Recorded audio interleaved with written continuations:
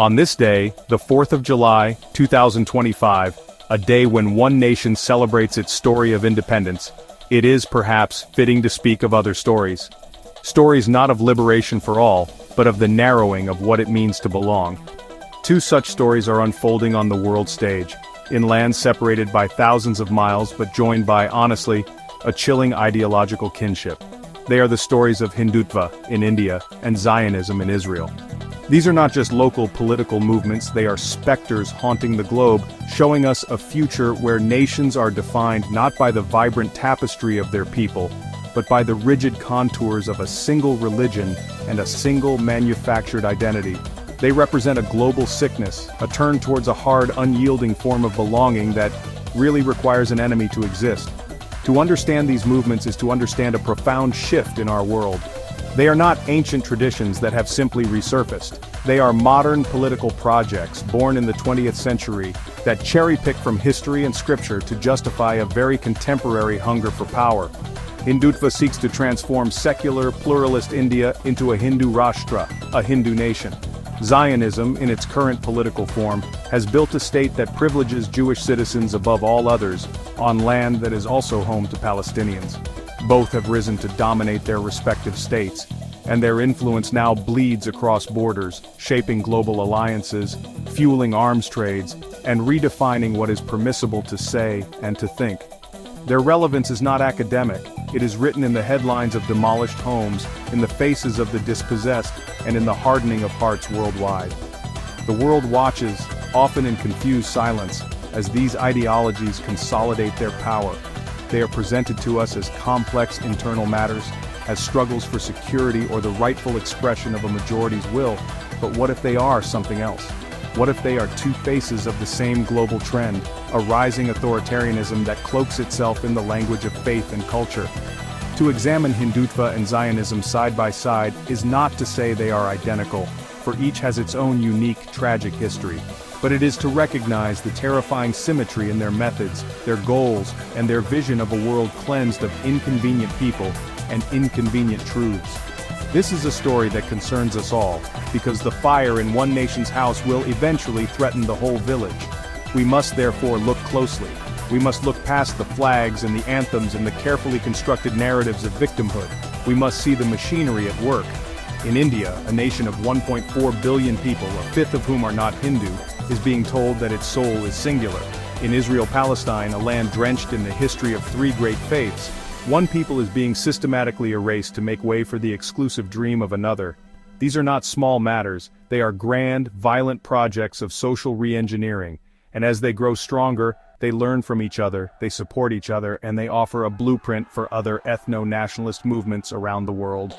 The unquiet earth beneath our feet trembles with the force of their ambition. At the heart of both Hindutva and Zionism lies a powerful and dangerous idea, the creation of a perfect indivisible line between us and them. This is their foundational logic, the engine that drives all else. For Hindutva, the US is the Hindu, defined not just by faith but by a manufactured racial and cultural purity. The them is most pointedly the Muslim but also the Christian, the Dalit who resists assimilation, the leftist, the liberal, anyone who questions the project of a Hindu nation.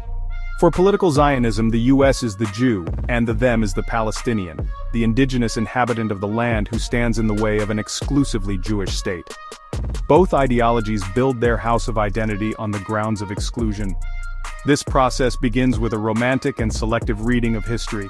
Both movements claim an ancient, unbroken connection to a sacred land, a Hindustan or an Eretz Yisrael. They speak of a glorious past, a civilizational peak that was corrupted and weakened by foreign invaders. For Hindutva ideologues, these invaders were the Muslim Mughals and later the British. For Zionists, they were the succession of empires that ruled over historic Palestine. This narrative of a lost golden age is crucial. It serves to legitimize the present-day political project as an act of restoration, a righteous return to a pure, original state. It transforms a modern political ambition into a sacred historical duty, making any opposition to it feel like a betrayal of the nation's very soul. The construction of the enemy is a meticulous and ruthless process. In India, Muslims are relentlessly portrayed as outsiders, as descendants of invaders, as a demographic threat, their loyalty permanently in question. In Israel, Palestinians are framed as an obstacle to security, as a demographic bomb, their existence a constant challenge to the state's Jewish character. This racialized othering is not just rhetoric, it is state policy. It is woven into laws, into the education system, and amplified by a loyal media. It is a poison administered in daily doses designed to make the unthinkable, violence, displacement, segregation, seem not only necessary but natural. The enemy must be dehumanized before they can be dispossessed. This ideological mirroring extends even to their intellectual roots, which have unsettling connections to European fascist thought from the early 20th century. Early Hindutva thinkers expressed admiration for the models of racial purity being built in Italy and Germany. The idea was to create a strong, militarized, and homogeneous nation. Similarly, certain strains of early Zionism were also influenced by the ethno-nationalist currents sweeping Europe. They sought to solve the Jewish question by creating their own nation-state, a project that, in its implementation, adopted the very logic of ethnic separation and territorial purity that had plagued Europe. The goal was, and remains, political hegemony, an absolute control achieved by defining the nation in a way that leaves millions outside its walls. Ideology is an abstract thing until it is made real by force. Both Hindutva and Zionism have mastered the art of using violence, both official and unofficial, to impose their will. This is not the chaotic violence of a collapsing state. It is a calculated strategic violence designed to terrorize, to displace, and to remake the very landscape of the nation. In India, the bulldozer has become a terrifying symbol of this new reality. The homes and businesses of Muslims are frequently declared illegal on flimsy pretexts and then summarily demolished, often as a form of collective punishment after a protest or a moment of communal friction. This is the state acting as a mob, using civic machinery for ethnic cleansing. This state-sanctioned violence is complemented by an army of vigilantes. In India, these are the cow protection squads, the Gau Rakshaks, who lynch Muslims and Dalits on the mere suspicion of transporting cattle. They are the mobs that storm university campuses to attack students and professors deemed anti-national. These groups operate with a sense of impunity, often with the tacit or open support of the police and local politicians. The line between the state and the non-state actor becomes deliberately blurred. The vigilante does the work the state cannot openly admit to, creating a climate of constant fear and enforcing the ideological purity that the government preaches. This is how the writ of Hindutva runs, not just in the halls of parliament, but in the streets and villages. In Israel, a parallel architecture of violence is plain to see. The state's military and police are instruments of a permanent occupation in the West Bank and a siege in Gaza. But alongside this official force is the escalating violence of Israeli settlers. Emboldened by a far-right government, and in many cases armed by it, settlers attack Palestinians, burn their olive groves, and seize their land with alarming frequency. Figures like Itamar Ben-Gvir, once on the fringe, now sit at the heart of government, openly encouraging and arming these civilian militias. Here too, the distinction between the soldier and the settler fades. The settler's violence helps achieve the state's goal of territorial expansion, pushing Palestinians off their land piece by piece. What we are witnessing in both places is the mainstreaming of extremist violence. It is the normalization of what was once considered unacceptable. When a government minister in Israel can hand out rifles to civilians in the West Bank, or when a chief minister in India can publicly praise the demolition of minority homes, the state is openly declaring its partisan nature. It is no longer an arbiter for all its citizens, but a weapon to be wielded by one group against another. This fusion of state power and vigilante terror creates an effective system of control, suppressing dissent and physically removing those who do not fit into the ethno-nationalist vision. The goal is hegemony, and violence is its most efficient tool. The ideological kinship between Hindutva and Zionism has blossomed into a powerful and honestly lucrative strategic alliance. The relationship between India under Prime Minister Narendra Modi and Israel under Prime Minister Benjamin Netanyahu is not just a matter of friendly diplomacy, it is a deep partnership built on shared interests in security, surveillance, and military technology. This brotherhood has made India one of the biggest customers for Israeli arms, with an annual trade estimated at around $1 billion. Israel sells India not just weapons, but a model of how to be a militarized ethno-state. It offers the tools, both physical and ideological, for managing a restive and unwanted population. Historically, India was a champion of the Palestinian cause, a leader in the non-aligned movement that stood for anti-colonialism. This official position, however, masked a long history of covert intelligence and military cooperation with Israel that began as early as the 1960s. The relationship came out of the shadows in the 1990s, after India's economic liberalization, but it was under the leadership of Modi and Netanyahu that it transformed into an open and celebrated romance. The public displays of affection between the two leaders were not just for show, they signaled a profound alignment of their political projects. Both see themselves as strong leaders of ancient civilizations besieged by radical Islam, fighting for their rightful place in a hostile world. This partnership is about more than just hardware. For the proponents of Hindutva, Israel serves as an inspiration, a successful model of how to build and maintain a nation-state based on religious identity in a contested territory. They look with admiration at Israel's military prowess, its unapologetic nationalism, and its ability to withstand international criticism. Israeli tactics, from crowd control in Kashmir to surveillance technologies used against dissidents, have found a ready market in India. The message is clear: if Israel can do it, so can we. This exchange is not just about technology, it is about learning and adopting strategies of population management and control. The implications of this alliance are profound. It solidifies a global axis of right-wing nationalist governments that support one another on the world stage. When India needed to justify its crackdown in Kashmir, the Israeli model of occupation was a convenient reference point. When Israel faces condemnation for its actions in Gaza, it finds a powerful and vocal base of support among Hindutva followers in India. This mutual validation helps to normalize their actions and shield them from international pressure.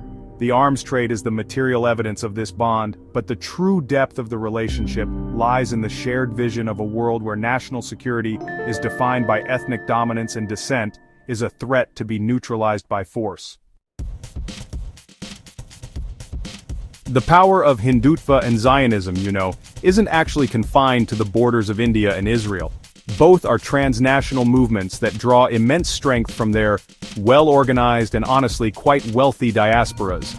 In the United States, the United Kingdom, and other countries too, powerful diaspora organizations work tirelessly to lobby governments, shape public opinion, and send vast sums of money back home to fuel the nationalist project. The saffron dollar, as the funding for Hindutva from overseas is sometimes called, is crucial for supporting the network of organizations in India that carry out the grassroots work of the movement. This money, in fact, funds everything from schools that teach a Hindu nationalist curriculum to the activities of militant affiliate groups. Similarly, the Zionist movement has long relied on the unwavering political and financial support of the Jewish diaspora, particularly in the United States. Organizations like AIPAC wield enormous influence in Washington, ensuring that U.S. policy remains firmly pro-Israel, regardless of which party is in power. This support became especially critical after 1967, providing Israel with the diplomatic cover and military aid needed to sustain its occupation of Palestinian territories. Both movements have also perfected the art of engaging their youth in the diaspora through sponsored trips and programs like Birthright Israel, designed to foster a strong religio-nationalist identity and a lifelong commitment to the homeland's political cause. In the digital age, this global network has become a formidable force for spreading propaganda and disinformation. Following the October 7, 2023 attack on Israel and the subsequent war on Gaza, a vast network of Indian social media accounts, often referred to as Modi's troll army, was mobilized to flood platforms with pro-Israel and anti-Palestinian content. This digital alliance works to control the narrative, amplify official talking points, and shout down any critical voices. It's a shared battleground where the enemies are the same critical journalists, human rights organizations, and Western liberals who are portrayed as naive or even malicious. The goal is to create an information ecosystem where their worldview is the only one that seems credible. This transnational character honestly makes these movements incredibly resilient. They can absorb domestic setbacks or international criticism because their base of support is global. The diaspora acts as a rearguard, defending the homeland's actions in the corridors of foreign power and in the court of global public opinion. They provide a constant stream of financial, political, and moral reinforcement. This global structure means that challenging Hindutva or Zionism is not just about confronting a single government. It is about confronting a sprawling, well-funded, and deeply entrenched international network that is committed to defending the nationalist project at all costs, ensuring its survival and, its continued growth. The political dominance of a movement like Hindutva is not achieved simply through elections. It is built slowly, patiently, from the ground up, through a vast and intricate network of grassroots organizations. The Rashtriya Swayamsevak Sangh, or RSS, the ideological parent of the ruling BJP party, is a master of this strategy. It operates through thousands of local chapters, or shakas, which are deeply embedded in the fabric of communities across India. These shakas are more than just political cells, they are social hubs. They provide community services, run schools, offer disaster relief, and create a sense of belonging and purpose, particularly for young, disenfranchised men. This grassroots structure is the engine of the Hindutva movement. It is through these local organizations that the ideology is disseminated and normalized, becoming a part of everyday life. For many who join, it offers a pathway to social prestige and a sense of empowerment. In a society grappling with economic uncertainty, the RSS and its affiliates provide a powerful identity and a clear enemy. Participation in vigilante activities, such as enforcing a ban on cow slaughter or policing interfaith relationships, can become a source of status for young men who may otherwise feel powerless. This is how populism works here, not by challenging the economic elite, but by directing the anger of the masses towards designated internal enemies. The movement also skillfully co-opts the language of social justice, while reinforcing old hierarchies.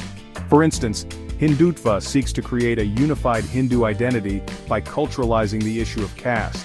It attempts to flatten the brutal reality of caste oppression into a mere cultural difference, all part of a beautiful diverse Hindu family. This is a strategy to depoliticize caste and bring Dalits into the Hindu nationalist fold. However, when Dalits resist this assimilation and assert their own political identity, or when they ally with Muslims against oppression, they are quickly branded as anti-national, becoming another scapegoat for the movement's failures. This reveals the conditional nature of their inclusion. You are welcome as long as you submit to the dominant identity. This entire grassroots enterprise is sustained by a comfortable relationship with neoliberal capitalism. While the movement's foot soldiers are mobilized through cultural and religious grievances, its leadership maintains a strong alliance with corporate power. This unlikely marriage ensures that the movement has the financial resources it needs to thrive, while corporations get a government that prioritizes business interests and suppresses labor movements and environmental regulations.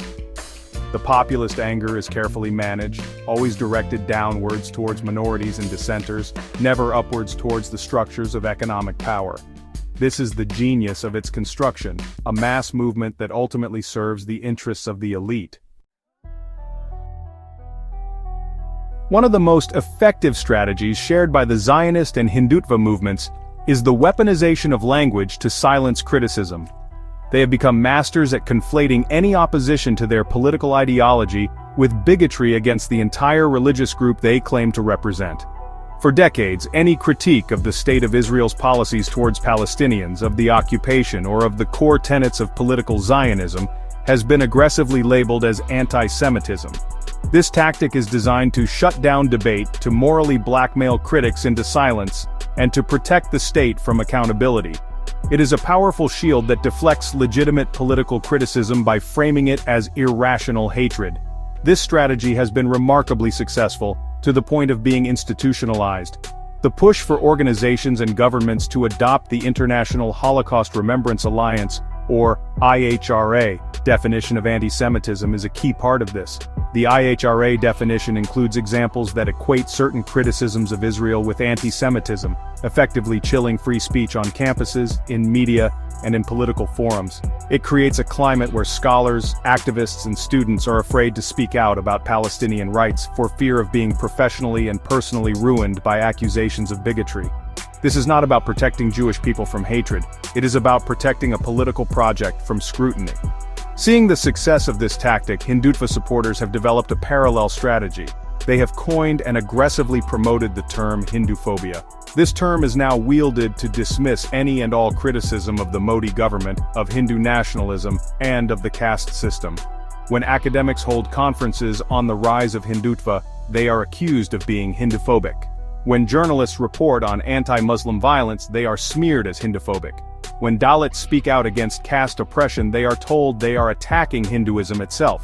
The goal is identical to the weaponization of anti-Semitism, to equate the political ideology of Hindutva with the entirety of the Hindu faith, a diverse and ancient tradition with 1 billion followers.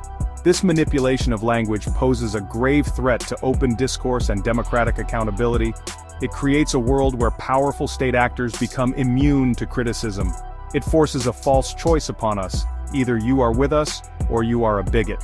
This tactic poisons the well of public debate, making it impossible to have nuanced conversations about complex political issues.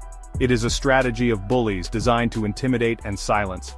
By claiming to speak for an entire people, these movements hold the faith of millions hostage, using it as a shield to hide their political violence and their exclusionary agendas from the critical gaze of the world. The rise of Hindutva and Zionism cannot be understood in isolation. They are not unique or exceptional phenomena, but rather two of the most successful and entrenched examples of a global trend: the rise of an interconnected far-right authoritarianism. Across the world, from Brazil to Hungary, from the United States to the Philippines, we are seeing the ascendance of leaders and movements that share a common playbook. They thrive on nationalism, demonize minorities, attack democratic institutions like the judiciary and the free press, and cultivate a cult of personality around a strongman leader who promises to restore national greatness. These movements are learning from each other, supporting each other, and forming a loose but effective global alliance. They share tactics for winning elections, for controlling social media narratives, and for suppressing dissent. When one leader calls the press the enemy of the people, others echo the sentiment. When one country passes discriminatory citizenship laws, another sees a model to emulate. The India-Israel alliance is a perfect case study of this, a partnership built not just on material interests but on a shared ideological worldview. They see themselves as civilizational states fighting a common enemy, and in doing so, they provide a template for others to follow. The language used to describe these regimes is often deliberately softened, masking the true nature of their politics. We hear terms like illiberal democracy or ethnic democracy. These are euphemisms that grant a veneer of legitimacy to systems that are fundamentally anti-democratic. An illiberal democracy is simply a dictatorship in waiting. An ethnic democracy is a contradiction in terms, for democracy cannot coexist with a system that grants rights to one ethnic group while denying them to another. This normalization in language is dangerous, as it allows us to accept a reality of majoritarian violence and systemic exclusion as a valid form of governance.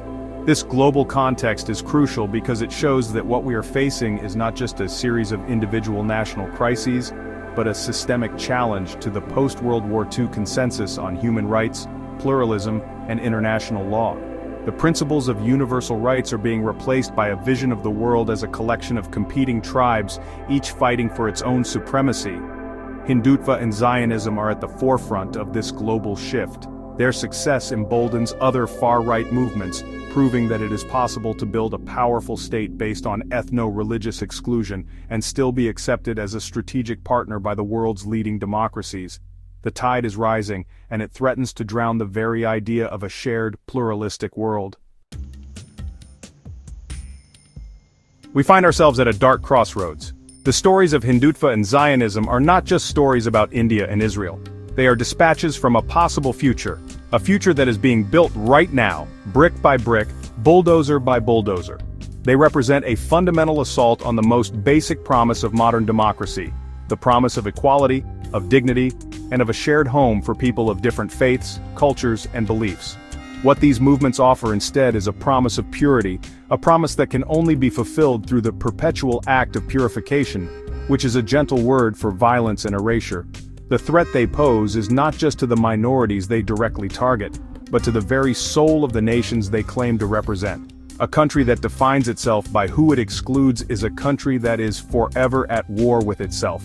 It must live in a state of constant paranoia, forever searching for new enemies within and without to sustain its fragile identity. Dissent becomes treason, compassion becomes weakness, and truth becomes a casualty of the nationalist narrative. The vibrant, complex, and often contradictory tapestry of a real nation is replaced by a monochrome flag, a symbol of a unity that can only be achieved through coercion. We are told that we must not compare these movements, that each is unique. But to refuse to see the connections is a form of blindness. It is to ignore the shared grammar of their violence, the mirrored reflections of their ideologies, and the very real alliance between their governments. To understand this connection is not to erase their differences but to recognize the shape of the global storm that is gathering. It is a storm that threatens to rip apart the delicate fabric of pluralist societies everywhere, leaving in its wake a world of fortified walls and broken people. What then is to be done? The first step is to see clearly and to speak plainly. We must refuse the weaponized words and the manufactured phobias. We must call these movements what they are: ethno-nationalist, violent, and profoundly anti-democratic. We must stand in solidarity with those who are resisting on the ground. The activists, the journalists, the lawyers, the ordinary people who have not yet given up on the dream of a more just and inclusive world. Their struggle is our struggle. For the shadow that has fallen over the Jordan River and the Gangetic Plain is a shadow that, if left unchecked, will lengthen until it covers us all. The fight for democracy in one place is the fight for democracy everywhere.